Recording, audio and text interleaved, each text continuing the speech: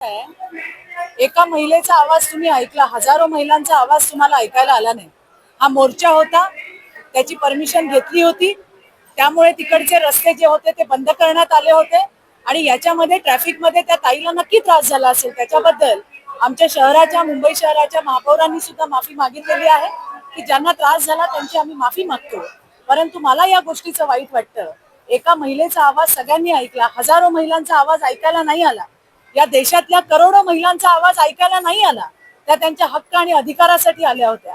जे 33% आरक्षण आम्हाला मिळणार होतं, ते आरक्षण कशा पद्धतीने ते बिल पाडलं गेलं, ते बिल नाही पाडलं, या देशातल्या करोडो महिलांच्या स्वप्नांचा चक्काचूर करायचं काम केलं, त्याच्या विरोधातला तो आवाज होता.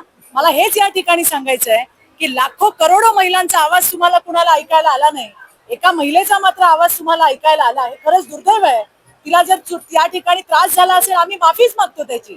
परंतु परमिशन घेण्यात आलेली होती, रस्ते बंद होते, त्यामुळेच त्या ठिकाणी वाहनं अडवण्यात आली होती. त्यांना डायव्हर्ट करून दुसरीकडे पाठवणं हे प्रशासनाचं काम होतं, आमचं नाही.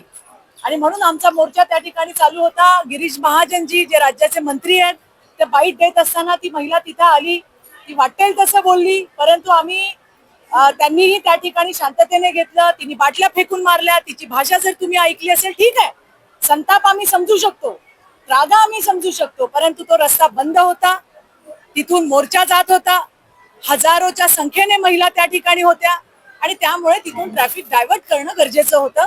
त्या महिलेला त्रास झाला, त्याची पुन्हा एकदा आम्ही माफी मागतो. पण समाजाचं आम्ही जे पाहिलं, ज्या पद्धतीने फिरवलं गेलं की एक महिलेचा आवाज हा तुम्हाला सगळ्यांना ऐकायला आला, पण हजारो महिलांचा आवाज तुम्हाला ऐकायला आला नाही, ज्या 30 वर्षापासून लढतायत, स्वतःच्या हक्कासाठी लढतायत, पण तो अधिकारासाठी लढतायत, तो आवाज दुर्लक्षित केला गेला आणि एका महिलेचा आवाज मात्र सगळ्यांनी दाखवला. हे दुर्दैव असं म्हणावं लागेल. त्याच्या आधी सुद्धा कुमार विश्वास आणि इतर असे मोठे मोठे जे नेते आहेत, ते अरविंद केजरीवालांना सोडून गेले. त्याही वेळेला त्यांनी सांगितलं होतं की यांना स्वतःपेक्षा आणखीन कोण जास्त प्रसिद्धीला आलेला नेता चालत नाही. त्यावेळेला कदाचित लोकांनी दुर्लक्ष केलं असेल, परंतु आज ज्या पद्धतीने राघव चड्डा आणि बाकीचे लोक येत आहेत हे तुम्ही पाहिलं. राघव चड्डांनी खरं तर राज्यसभेमध्ये अतिशय चांगल्या पद्धतीचे मुद्दे, जे लोकांच्या जीवनाशी निगडीत आहेत असे मुद्दे त्या ठिकाणी उचलले होते. आणि असं असताना सुद्धा एक पॉप्युलर चेहरा होता राघव चड्डा, ते कुठेतरी केजरीवालांना सहन झालं नसावं आणि म्हणून त्यांना त्या पदावरून त्यांची गच्छंती करण्यात आली. शेवटी बघा, राष्ट्रसेवेचं काम करायचंय, देशसेवेचं काम करायचंय आणि आज त्या ठिकाणी देशाचे यशस्वी आणि लोकप्रिय प्रधानमंत्री मोदीजी ते काम करतायत. त्यामुळे ज्यांना ज्यांना यात सहभागी व्हायचे ते सगळे येऊन मोदीजींना त्या ठिकाणी सामील होत आहेत आणि हा कारवा जो आहे तो वाढत चाललाय. मला वाटतं हे आपल्या दृष्टीने चांगलंच आहे. त्याला काही महत्व नाहीये. जे जे सोडून गेले ते लहान नाहीये, त्यांना कळतंय प्रत्येकाला आपला आत्मसन्मान असतो आणि त्या आत्मसन्मानासाठी त्यांनी सोडलं असेल. त्यांची प्रेस काय मी पाहिली नाही, त्यांनी काय कारण सांगितलं हे मी पाहिलं नाही, परंतु हे मात्र मी नक्की सांगेन की ज्या वेळेला संसदेचं अधिवेशन चालू होतं त्यावेळेला निश्चितच चांगले प्रश्न हे राघव चड्डांनी त्या ठिकाणी घेतले होते. सोशल मीडियावर त्याची जोरदार चर्चा होती आणि लोकांनी त्यांचं काम अप्रिशिएट केलं होतं. हे बहुतेक अरविंद केजरीवाल आणि त्यांच्या टीमला पसंत पडलं नसावं. मला वाटतं याच्यावरती परिवहन मंत्र्यांनी त्यांची भूमिका जी आहे ती पूर्णपणे मांडलेली आहे, त्यामुळे मी त्यावर काही बोलावं एवढं काही म्हणजे मला वाटत नाही. त्याच्यावरही त्यांनी दिलेलं आहे काय त्यांचं स्पष्टीकरण आहे.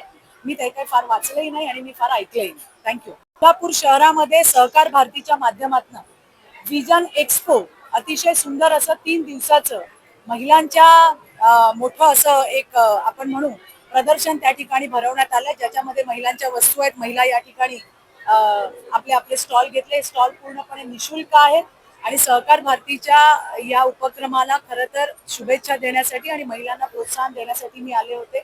अतिशय निशुल्क असे हे स्टॉल आहेत, काही पैसे आकारलेले नाही आहेत आणि त्यामुळे महिलांमधली जी उद्यमिता आहे त्याला आणखीन प्रोत्साहन देणं, वाढ देणं हे सहकार भारतीचं त्या ठिकाणी उद्देश आहे. मी त्या सगळ्या आयोजकांचं मनापासून आभार मानेन आणि सगळ्या सोलापूरकरांना नक्की सांगेन की आपण सगळेजण या महिला उद्योजिका ज्या आहेत त्यांना भेट द्या, या विजन एक्सपोला भेट द्या, त्यांचं मनोबल वाढवा, एवढी मात्र नक्की मी सगळ्यांना विनंती करते. बारामतीच्या मुख्याताई कधी काय बोलतात त्याच्यामुळे त्यांच्या प्रत्येक स्टेटमेंटला उत्तर देणं मला काही योग्य असं वाटत नाही. त्यांची जी भूमिका आहे, महिला आरक्षणाला ज्या पद्धतीने त्यांनी विरोध केला हे खरं महाराष्ट्राचं दुर्दैव आहे. कारण या सगळे जन्माला आले तेव्हा येताना आरक्षण घेऊन आल्या होत्या. त्यांना आमच्यासारखा रस्त्यावर येऊन संघर्ष करावा लागला नाही. त्याच्यामध्ये तुमची सोलापूरची सुद्धा प्रणिती शिंदे सुद्धा तिकडे आहे, की या सगळ्या जन्मतानाच जेव्हा जन्माला आल्या तेव्हाच आरक्षण घेऊन आलेले आहेत. त्यांना त्याच्यामुळे त्या संघर्षाची काही कल्पना नाही आहे आणि मग ते असलं स्टेटमेंट करत राहतात. थँक्यू.